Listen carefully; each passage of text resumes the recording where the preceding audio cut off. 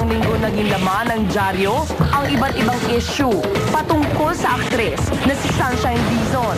Di umano, labis ang pagiging unprofessional ni Sunshine sa trabaho. At ilan sa itinuturong dahilan nito ay ang pagkakalulong niya di umano sa bawal na gamot. Lumabas din ang balitang buntis na daw ang aktres, kaya unti-unti na rin siyang nagiging inactive sa showbiz. Subalit, hindi pa man tuluyang nasasagot ang mga intriga. Another shocking tale of drama came out. Sunshine Dizon, bigla ang nagpakasal sa kanyang non-showbiz boyfriend. Ano po? Kinasal po ako. I got married. March 20, Sabado, sa clubhouse ng Valle Verde 6 sa Pasig City, naganap ang isang simple at pribadong kasalan sa pagitan ni na Sunshine at ng kanyang boyfriend na si John Timothy Ong Tan. And it was a very private event. If I'm not mistaken, it's called Catholic rites. Kasi it was also a priest who officiated it. Tapos we also went to Pasig for the signing of the marriage contract. Si Timothy ay isang piloto mula sa isang may kayang pamilya sa Pampanga. Bukod sa pagiging cum laude, very proud pang ikinuwento ni Sunshine ang pagiging gwapo at mabait ng kanyang asawa. I'm very, very happy, very proud to have a very guwapo and mabait na husband. Ipinakita rin ni Sunshine ang kanyang wedding at engagement ring na simbolo ng kanilang pagmamahalan ni Timothy. Inscribed inside my ring is the date na 3/20, that's March 20. But apparently, ang valid date pala talaga is when you sign the marriage contract. So it's 25. Ikinagulat ng marami ang biglang pagpapakasal ni Sunshine. Bagay na lalo pang nagpatindi sa mga haka-hakang maaaring buntis na nga ang aktres. Sabi nga lang parang, bakit daw parang ang bilis, ganyan. You know, there have been some chismis about it na parang baka I'm pregnant. No, I'm not. I'm not.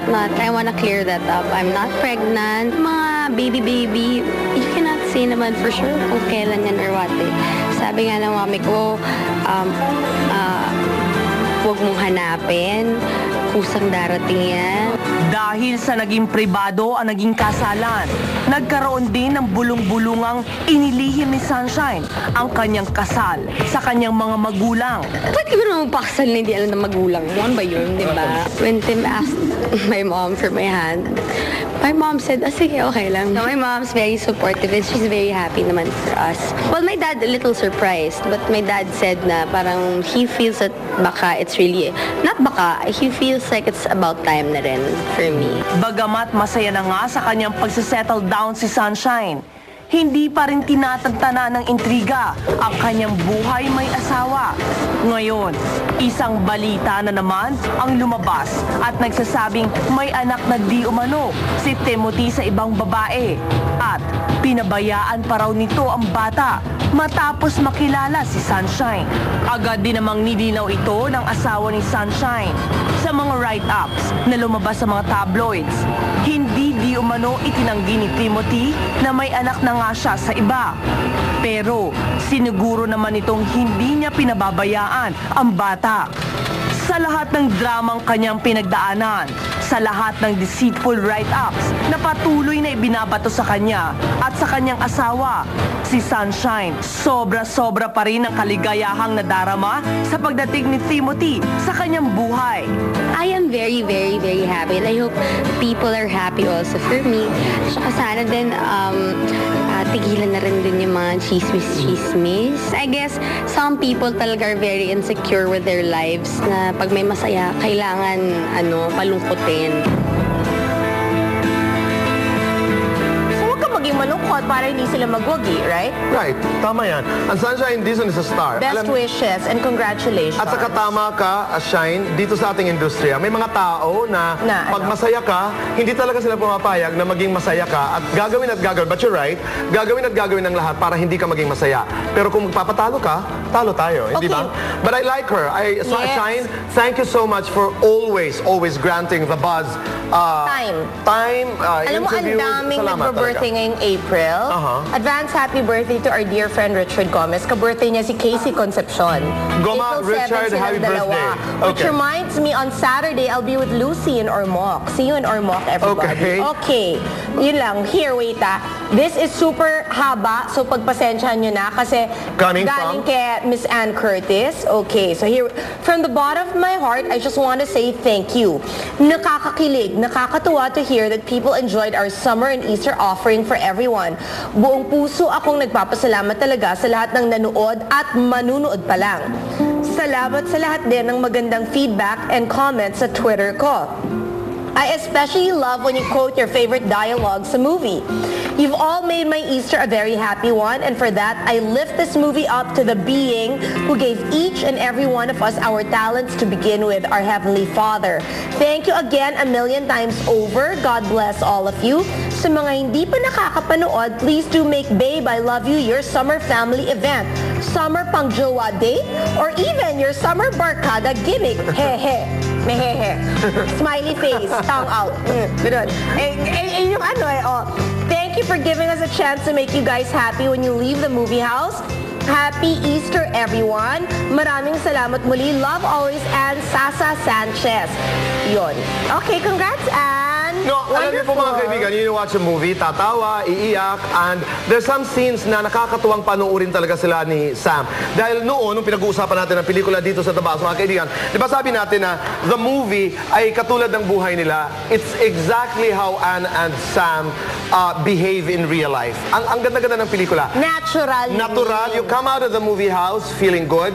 You come out of the movie house nakangiti po, mga kaibigan. So, really nice movie. Wonderful. Really nice movie. And again, congratulations. Direct May Cruz, congratulations. And also, going back to Sunshine, pakinggan po natin yung kanyang pakiusap kasi ang dami-dami talagang naisusulat na di umano'y may drug issues, may buntis issues. Finally, lahat po ito ay matitigil dahil nagpakasal na si Shine. Congratulations. Yun. Okay, well, so... bueno, I'll comment lang It won't all end because there will always be speculation, but it can end with how you live your life. Okay, I will also add something. That's why, not just because I know. kinasal ka, tahimik na, hello. No, but in the beginning, I said that she's a star. Sunshine Dizon is a star. Lapitin talaga ng kontrobersiya, lapitin talaga ng mga intriga. Pero ang sinasabi ko lamang, with the wedding of Sunshine, siguro matitigil na yung buntis siya, halimbawa. Pero all the other chismis, hanggat may interes sa'yo ang tao, hindi ito matitigil. And I'd like to say na there are some questions and there are some issues that are answerable by oo, totoo, hindi totoo. Correct. Di ba? Let's go to the next. Okay, mga kaibigan, narito po, panoorin natin.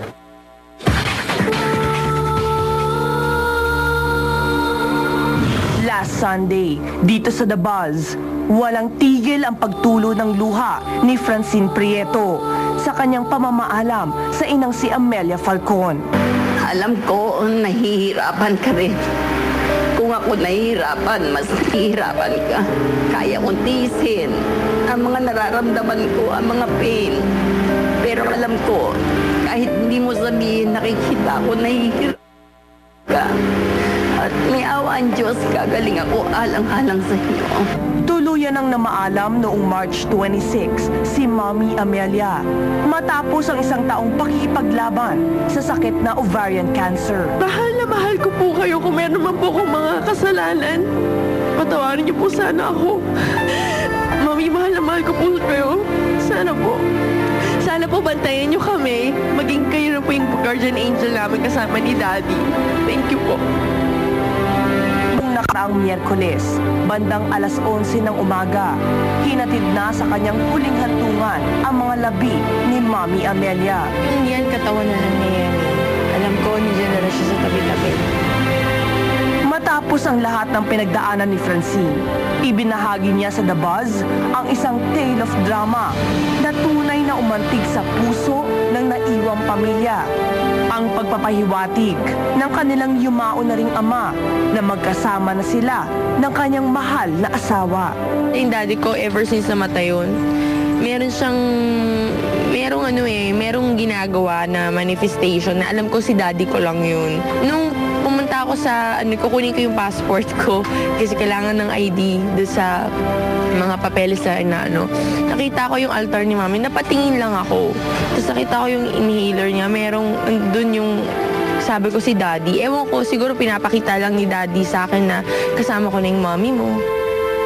Sa paglisa ni Mami Amelia, batid ni Francine na isa lang ang hiling nito.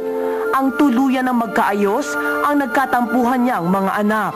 Sama-sama naman kami mula nung nawala si Mami, nung tulong-tulong kami. Kasi wala na ibang tutulong sa amin kundi kami lang eh. Pero tanggap man ng pamilya ang lahat ng nangyari. Mahirap pa rin para sa magkakapatid ang harapin ang darating na mga araw.